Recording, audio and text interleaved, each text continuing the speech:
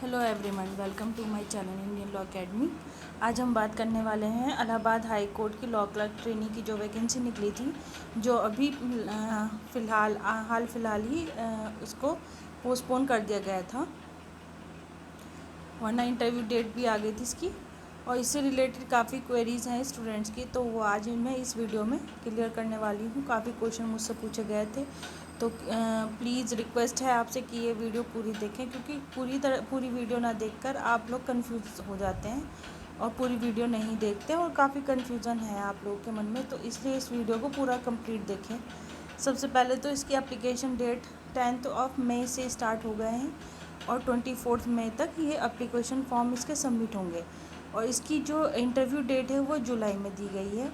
और काफ़ी क्वेरीज़ आ रही हैं स्टूडेंट्स की इससे रिलेटेड कि ये स्क्रीन टेस्ट क्या होगा या स्क्रीनिंग क्या होगी। शॉर्ट स्क्रीनिंग जो होती है वो क्या होता है, स्क्रीनिंग टेस्ट जो होता है वो ये होता है, जो शॉर्ट लिस्ट किए जाते थे ना स्टूडेंट, पहले किए जाते थे, जो वो होते थे हमारे मार्कशीट या डॉक्यूमेंट्स को देखकर या नंबर्स वगैरह को देखकर वो हमारी शॉर्ट लिस्ट कर देते थे परसेंटेज वाइज, ठीक है। लेकिन अब इस साल क्या कर रहे हैं, जैसे मैंने पहले भी अपने एक वीडियो बनाई थी न्यू सिलेबस से रिलेटेड, जो कि स्टूडेंट्स को ये भी था कि इसमें एग्ज़ाम तो होता नहीं, काफ़ी स्टूडेंट्स इससे कंफ्यूज हुए थे और ये भी बोला था कि किसी और चीज़ का सिलेबस है, इसका नहीं है। मैंने वो चीज़ क्लियर भी की थी, लेकिन कुछ स्टूडेंट उसे नहीं मान रहे थे।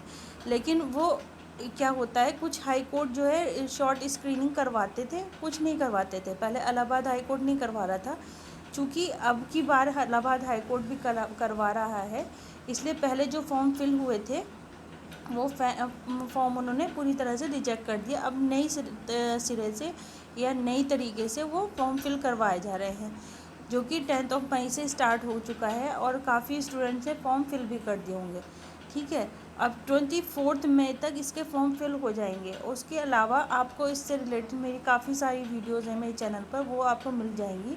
उसके अलावा अगर इसमें डेट एज वगैरह तो 26 तक होना चाहिए मैक्सिमम एज, मिनिमम 21 और मैक्सिमम 26 तक होनी चाहिए। और इसमें जो एज काउंट की जाएगी 1 जुलाई 2023 तक काउंट की जाएगी और सैलरी इसमें 25,000 जो पहले थी वही है।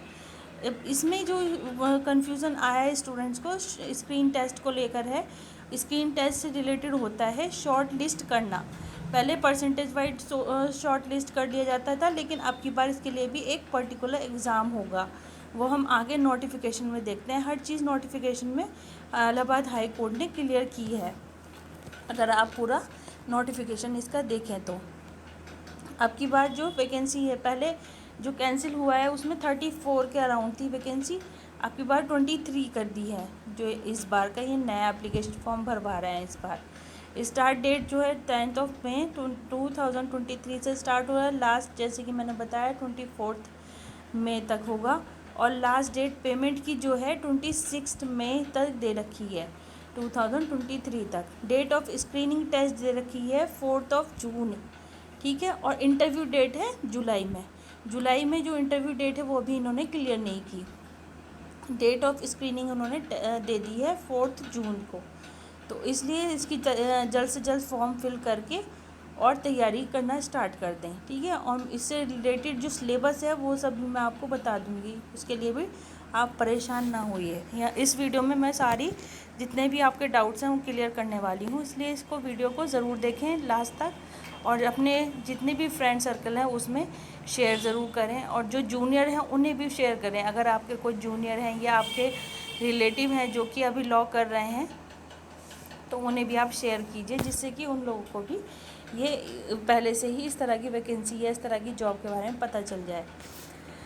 अब इसकी जो फ़ीस है वो 300 दी गई है और सैलरी 25,000 जैसे कि मैंने अभी बताया वही है, ठीक है, सेम है। नंबर ऑफ़ वैकेंसी इसमें दी गई है, the vacancies would include the existing vacancies as also the vacancies likely to occur in the recruitment year. जो इस रिक्रूटमेंट ईयर में दी गई है वही होगी, जो कि है 23 स्टार्टिंग में दे रखी है ये वाली, ठीक है, एडवर्टाइजमेंट नंबर के साथ। फिर उसके अलावा एसेंशियल क्वालिफ़िकेशन देख लेते हैं। इसमें एसेंशियल क्वालिफ़िकेशन मांगी गई है या तो 3 ईयर की या 5 ईयर की LLB डिग्री होनी चाहिए।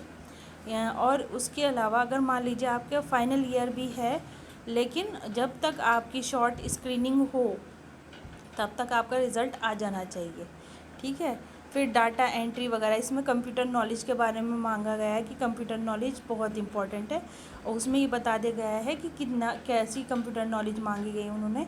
डाटा एंट्री के बारे में पता होना चाहिए, वर्ड प्रोसेसिंग के बारे में, एंड कंप्यूटर ऑपरेशन के बारे में, ऑपरेट कैसे किया जाएगा कंप्यूटर को, ठीक है। और परसेंटेज जो आपकी मांगी गई है LLB में 55% मांगी गई है।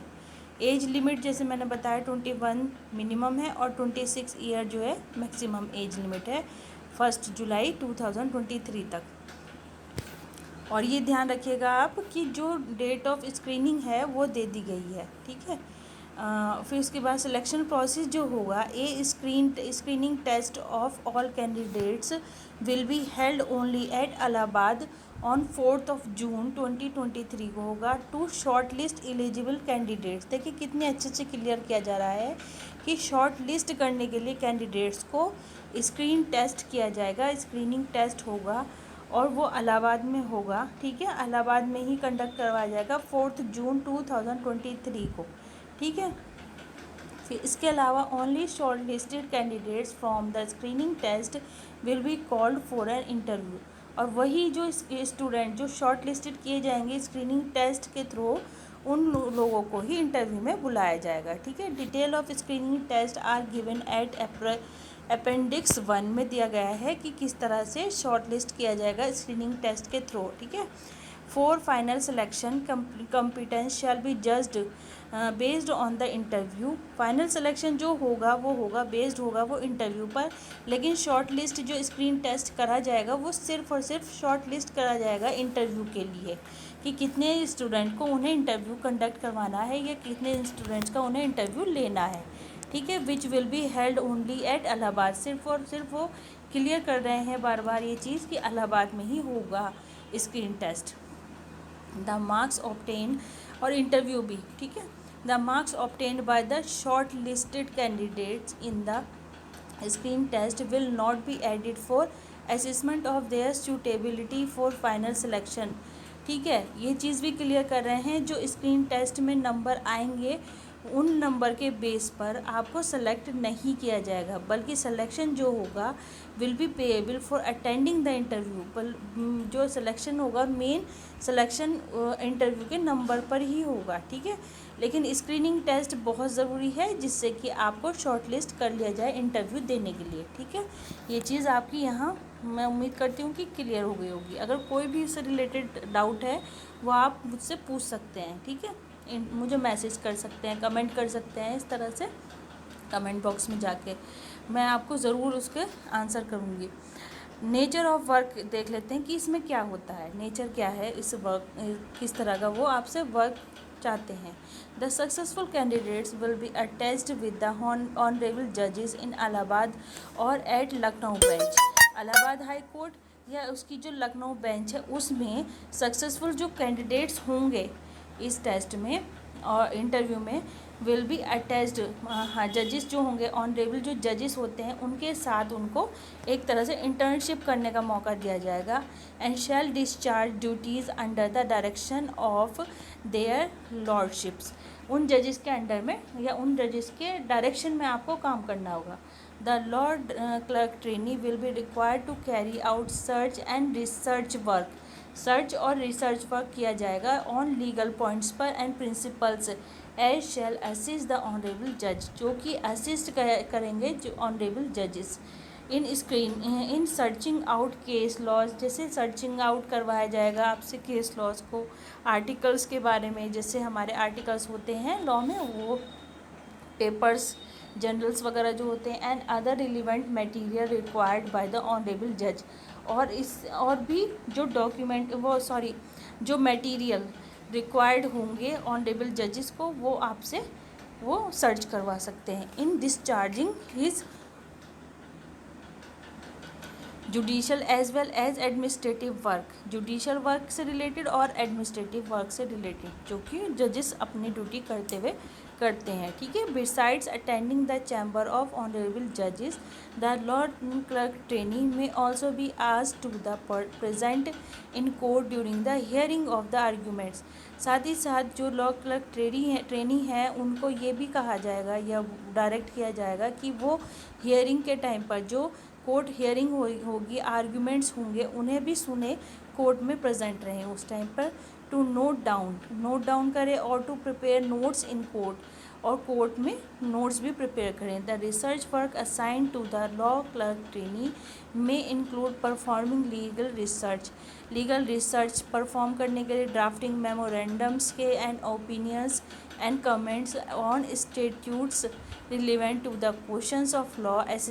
Assistance from the law clerk trainee may also be taken in proper maintenance of the case files. Assistance in the administrative functioning of the honorable judge shall also be desirable, which shall include maintaining administrative files, preparing of research and research of academic papers, maintaining a record of judgments the point of law decides in various judgments by a judge, maintenance of records regarding administrative correspondence etc.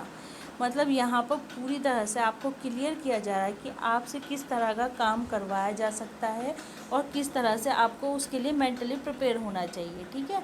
तो जो भी आपके case से related points होंगे, जो आपको उसके point out करने होंगे, मेन जो मतलब रिलेवेंट फैक्ट्स वगैरह जो होंगे, इश्यूज़ जो होंगे, जिन इशू को लेकर वो केस बना है, ठीक है, तो वो सारे इम्पॉर्टेंट पॉइंट्स को आपको नोट डाउन करना होगा, जिससे कि जजेस को आगे कोई भी जजेस जिसके अंडर में आप हैं उनको हेल्प हो सके।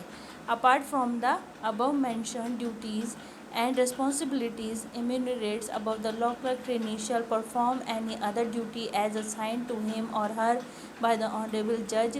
और ये भी कहा जा रहा है साथ के साथ, इसके साथ जो जजेस जिनके अंडर में लॉ क्लर्क ट्रेनी काम करेंगे वो डायरेक्शन जैसे देंगे, वो जज ऑनरेबल जज वो वैसे काम करेंगे ही जुडिशल एंड एडमिनिस्ट्रेटिव वर्क या फंक्शंस को करते हुए। The nomenclature law clerk trainee makes it abundantly clear that they shall be imparted training about the procedure and substantive law। मतलब उन्हें ट्रेनिंग एक तरह से सब्सटेंटिव लॉ के साथ साथ प्रोसीजर लॉ की भी दी जाएगी। सब्सटेंटिव लॉ जो हमारा लॉ होता है वही, और प्रोसीजर लॉ वो होता है जो कोर्ट प्रोसीडिंग होती है, ठीक है। उन दोनों की आपको एक तरह से ट्रेनिंग दी जाएगी। टू असिस्ट द ऑनरेबल जजेस, ऑनरेबल जजेस को असिस्ट करने के लिए इन discharging the judicial and administrative functions, ठीक है, एडमिनिस्ट्रेटिव और जुडिशल फंक्शंस को डिस्चार्ज करने के लिए जो कि जजेस करते हैं। The law clerk trainee will also be provided with the schedule of training and the details of the nature of job which he or she has to perform during his or her engagement. Specific assignments may be given to him or her by the honorable judge। Assignment भी दे सकते हैं जजेस with whom he or she is attached, जिसके साथ या जिसके under में वो ये ट्रेनिंग करेंगे। रेस्ट्रिक्शन ऑन प्रैक्टिस, इसमें कुछ रेस्ट्रिक्शन भी हैं, वो आप पढ़ लीजिएगा, ठीक है, carefully. Other conditions for engagement, ये अदर कंडीशन जो होंगी इंगेजमेंट की वो है पीरियड ऑफ इंगेजमेंट, जैसे कि 1 साल का ही होता है, वो सब चीज़ें। अप टू 1 more year, अगर चाहे तो जजेस इसको एक्सक्लूड भी कर सकते हैं, यहाँ पे ये चीज़ क्लियर की जाए। वैसे ये 1 साल के लिए है, कॉन्ट्रेक्चुअल बेस्ड जॉब है, ठीक है, परमानेंट जॉब नहीं है, और इसको अगर जजेस चाहें तो उसको एक्सक्लूड भी किया जा सकता है नेक्स्ट ईयर के लिए। मैरिटल स्टेटस के बारे में बोला जा रहा है, a candidate having more than 1 spouse और married to such a person who already have a living legally wedded wife और husband will not be eligible, वो एलिजिबल नहीं होंगे एक से ज़्यादा स्पाउस होने पर, हस्बैंड या वाइफ होने पर। डिस्क्वालिफिकेशन क्या है कि अगर क्रिमिनल केस हुआ है, ठीक है, वो डिस्क्वालीफाइड हो जाएंगे, और जो पहले ही जॉब को कर चुके हैं वो दोबारा इसको जॉब को नहीं करेंगे, ठीक है।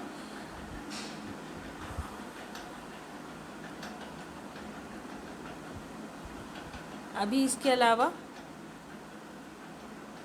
corrigendum at any time after the recruitment process has started if any clarification, मैं उम्मीद करती हूँ कि आपके सारे डाउट यहाँ क्लियर हो गए होंगे। ऐसा जब इसमें ऐसा कुछ नहीं है।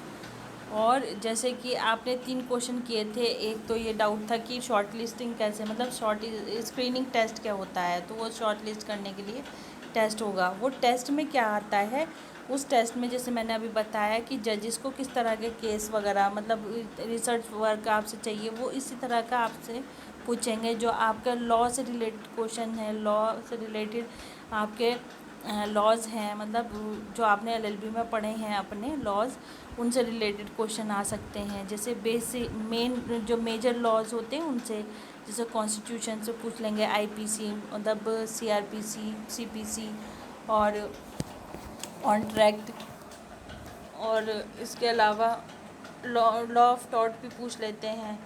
जो मेन मेजर एक्ट हैं उनसे ही आपके क्वेश्चन आएंगे। इससे रिलेटेड मेरी काफ़ी वीडियोस हैं और मैं स्क्रीन टेस्ट से रिलेटेड कुछ वीडियोस बनाऊंगी। आप मेरे चैनल से बने रहें, आपके साथ बने रहें। और अगर कोई भी डाउट है तो मुझे मैसेज करके ज़रूर बताएं, कमेंट बॉक्स में मैसेज करें।